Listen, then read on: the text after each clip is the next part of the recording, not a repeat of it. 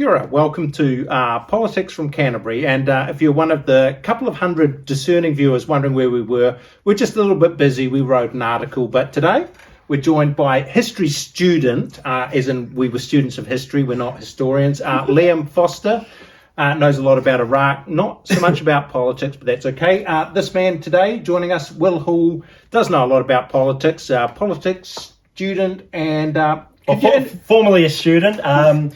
So I'll just make my disclosure now. Yep. Disclosure. Yep. Formerly interned in Nicola Willis's parliamentary office, currently the head of strategy for the Opportunities Party and personally advising Raf Manji on all things politics related. So, yeah. And thank you. You brought along our Raf Manji poster for Ireland because we are coming at you straight out of Ireland. Well, I see your street has quite a few of them on and around. So, you know, I could have just bought some from inside, but... Yeah, we don't steal Raf Manji posters here. More the merrier. What we'd like to start off talking about is there was a debate last week. I went and attended it. It had all the candidates from Ireland and it had a poll out that showed Raf Manji wasn't doing as badly as Shane Jones in Northland, which is quite badly, but was sort of even Stevensing it with the Labour candidate, but National was quite a bit ahead. Fill us in on how you thought the debate went and how the campaign's going. Oh, look, I think the campaign's going great. We're a minor party. Outside of Parliament, everything we do is significantly harder than Labour or National doing anything. Now, there have been a few polls floating around for quite a while. The Nats have been polling for a long time with Courier, having lots of varying results there. We've seen some internal polling. Look, we think it's pretty tight between Hamish and Raf. I mean, I think the issue with the poll last Tuesday, 400 people, you're hardly going to get a great result. I mean, 11% of people were trying to vote for parties that aren't running candidates. I mean, then you've got the whole undecided. People are really undecided, and I think actually what that says is the electorate as a whole is not turned on to politics, both at a local level and a national level. I think winter, we've all been pretty depressed, the state of the economy, so many other things. And ultimately, the campaign's only started in the last week, technically. So 5 weeks ago, I think the fact that top here in Ireland is neck and neck, I think is really good. And it shows that we can only go up from here. Okay. I've heard on the old campaign traps, and I've heard that a lot of national candidates appear not to have outside jobs because they do a lot of door knocking. And I was just wondering, I know Hamish Campbell himself, the national candidate, has done a lot of door knocking. And I was wondering where some of the money that National's got, whether it is going to pay candidates, which is another rumour, to basically be paid to go around campaigning. Because I've heard that I think Banks Peninsula, there's been a lot of door knocking. So National's gone for that more classic door knocking. I wouldn't like to speculate, of course, on where money's going and whatnot. I think door knocking is a really important part of an election campaign. I think for National, their biggest advantage in Ireland is having a base of support, of people that say, yeah, I'm a national person. It means that when they send out an email, and they have really good email databases, they can go, hey, do you guys want to do some door knocking? And they will find people who will. And that whole network and infrastructure of a major party is a big advantage for them across the country. Now, we know people, generally speaking, want to change a government. That's, the right direction, wrong direction. That's what it's showing. Now, I think for a lot of people, that two ticks mentality is the easier thing for them to understand. It's, if I two ticks National, the government will change. And that's a line National have been pushing. I don't think that takes into account the electoral maths. We'll try and get Liam into jump into this. I just got a quick question. So you both went to the debate. Yeah. What were the main topics or points of contention between the candidates? Well, what I thought, I'll just give you my quick thought. Basically, they were asking people who aren't going to be making any policy. They were asking supreme backbenchers, Sure. questions on crime and the cost of living, and I found the whole thing quite dull. I did find Mr. Manji's take slightly more interesting because he's the leader of a party and is a bit of a lone wolf. And so he freedom can- to speak. He had the freedom to speak. What I found was the Labour, National and Green candidates they'd read their party policy and then they regurgitated it. And then there were some people at the debate, I'm not sure, they weren't from National, they weren't from Labour, they weren't from the Greens, they were maybe probably not New Zealand First, we don't know. They yelled the whole time and they hurt my ears. Yeah. There was a grouping of volunteers from Democracy in New Zealand who seemed to be quite vocal, and their candidate was in the crowd, Island candidate. That sort of reception you're going to get everywhere at this election. In terms of what policies was discussed, it was quintessentially an episode of the working group here in Ireland with the local candidates. So one of the things they were talking about was crime, cost of living, and you're right, backbenchers aren't going to have much of an effect on that. Now, what do you think the big issues for Ireland are? well, Here's a freebie. We're giving you a free question. I think the big issue when you're actually talking to people on the doorstep, door knocking, chlorinated water. Yeah. Like, now, if you're in Wellington or Auckland, writing and reporting, the water chlorine issue must seem insane to you. Why do people care what water comes out when the tap gets turned on? And you can be like my grandma in Bishopdale. She has a filter thing attached to her water, and that fixes it.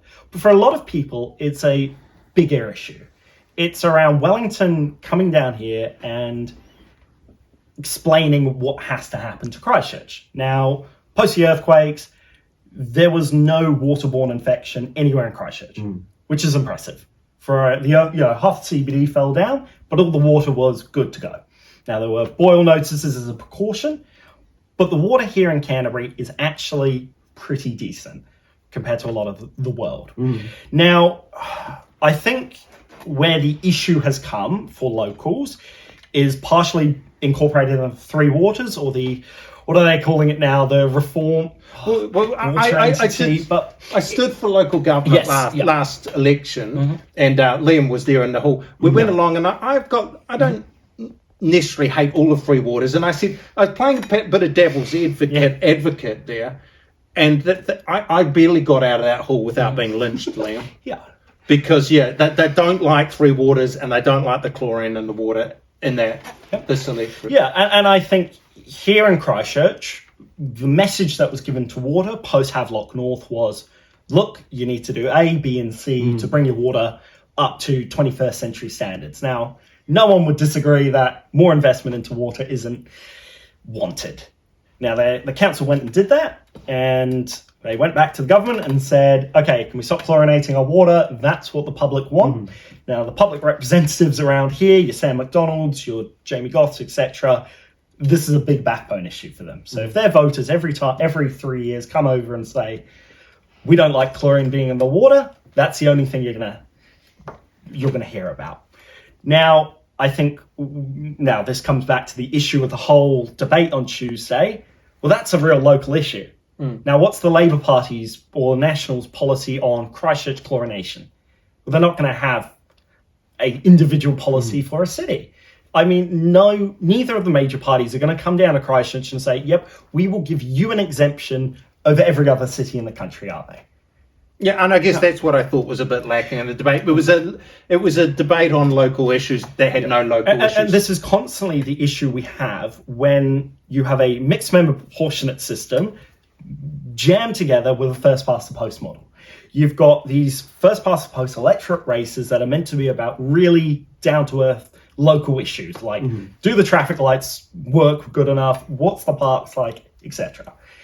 You then have a party machine going on in the background that's trying to have these highly coordinated, highly organized campaigns.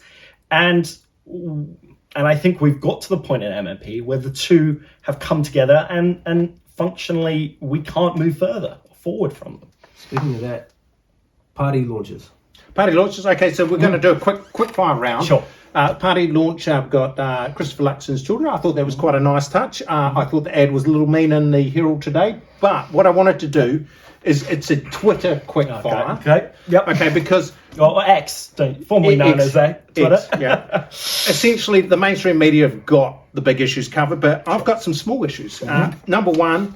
Does James Shaw, that's the co-leader of the Greens, he's not as well known as Christopher Luxon and other people, does he have a Bachelor of Arts? Ian Wishart, investigative journalist Ian Wishart, believes that James Shaw doesn't have a Bachelor of Arts, despite the fact that James Shaw has electronically on his LinkedIn says he has a Bachelor of Arts.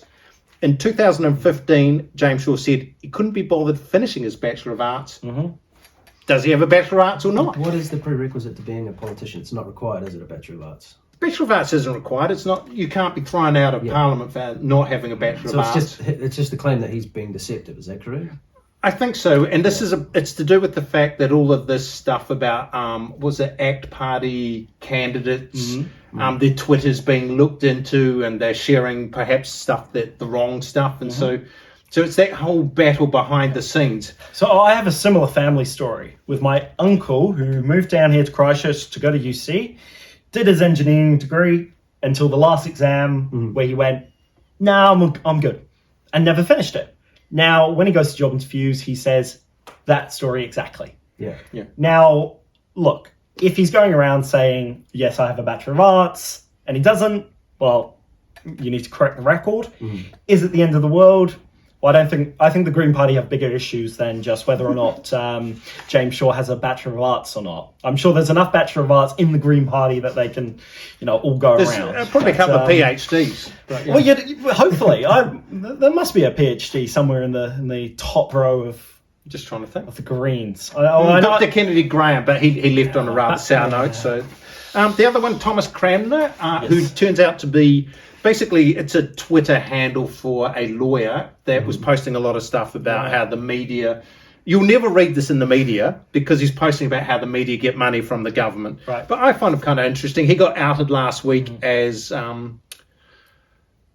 Philip Crump, Barry Crump's second cousin. Okay. So does anyone follow Thomas Cranmer here? I have in the past. He sometimes puts a lot of stuff on Twitter. Yeah. A lot. I don't know if it's... how good it is, but what's he tweeted? The tweet I had was about Stuff launched the whole tweet Stuff launched the whole truth in 2020 as an elect fact-checking project. It was then reimagined as a project to counter COVID misinformation, and that, guys, it was funded by a Google grant, then by 591,000 from New Zealand On Air. So if you're interested in that kind of sort of stuff, you won't probably find it on Stuff. Or the Herald, but you may find it on Thomas Cranmer. So I found him kind of interesting. Yeah.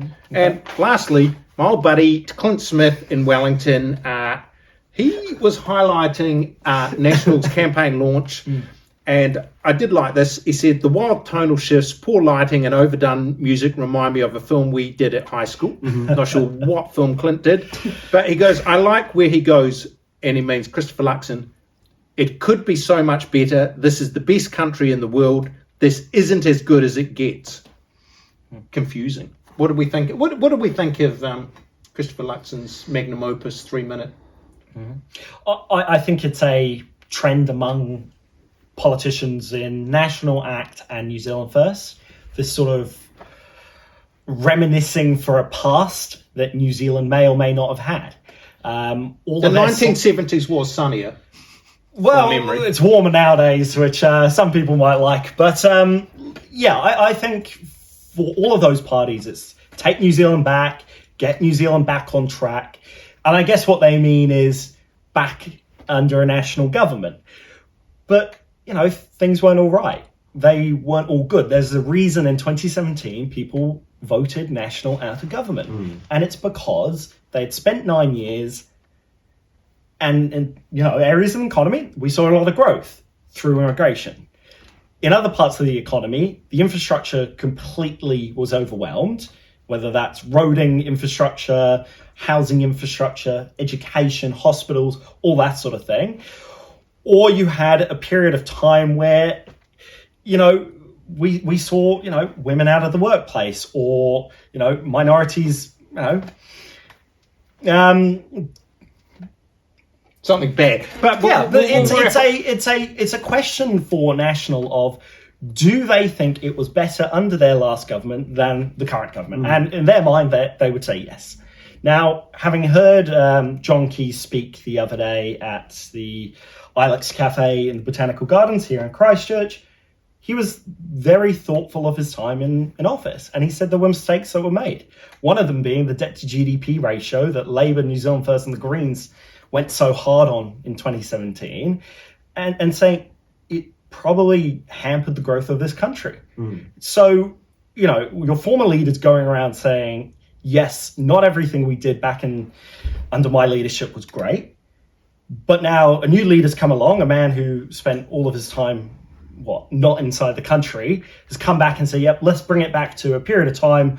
My former, the guy in my position formerly agrees that wasn't great. And, I think this is the whole issue for National, is they keep re-releasing policy, from, the good old days of Bill, social investment and all those sort of things. But the country has changed so much, and the ideology of the National Party has shifted in the past 6 years, probably further to the right, and they've had to accommodate more, what I would call sort of the Christian right. And I think it's a big problem in communicating their narrative for the country, because they themselves don't know what they're doing. Is it we're going back to John Key, Keynomics, or is this Christopher Luxon's leadership? And I don't think he knows. Okay, well, here's my final thought. Yes, yeah. It's Labour and National battling out in the early 30s, and it's Winston Peters riding in on a horse. Because Winston Peters' Twitter, with Winston jumping on a horse radio the radio ad. The radio ad. That's 100,000 hits in a day. Yes. So check that one out. Thank you very much, Liam. Thank you very much. Lastly, we're done.